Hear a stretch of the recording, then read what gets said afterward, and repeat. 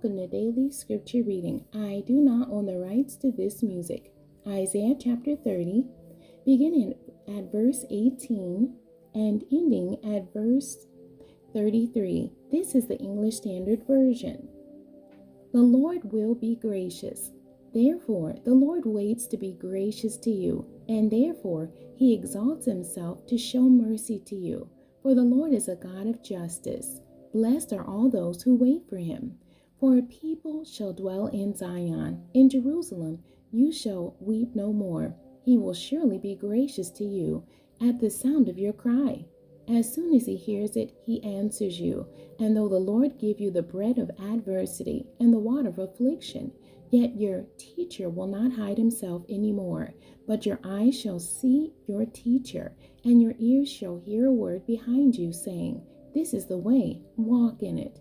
When you turn to the right or when you turn to the left, then you will defile your carved idols overlaid with silver and your gold-plated metal images. You will scatter them as unclean things.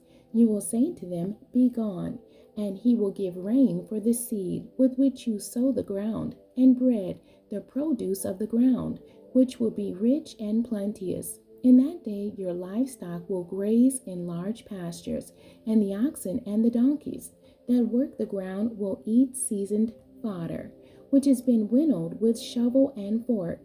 And on every lofty mountain and every high hill there will be brooks running with water in the day of the great slaughter, when the towers fall.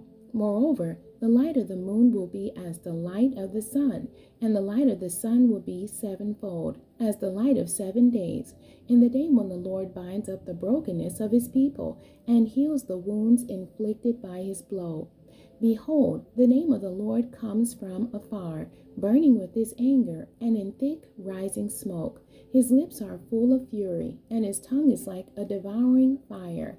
His breath is like an overflowing stream that reaches up to the neck, to sift the nations with the sieve of destruction, and to place on the jaws of the peoples a bridle that leads astray.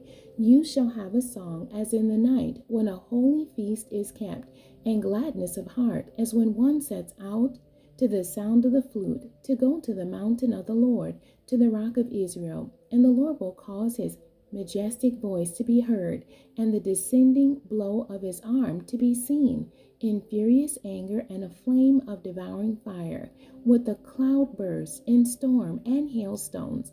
The Assyrians will be terror-stricken at the voice of the Lord when he strikes with his rod, and every stroke of the appointed staff that the Lord lays on them will be to the sound of tambourines and lyres. Battling with brandished arm, he will fight with them, for a burning place has long been prepared. Indeed, for the king it is made ready, its pyre made deep and wide, with fire and wood in abundance. The breath of the Lord, like a stream of sulfur, kindles it.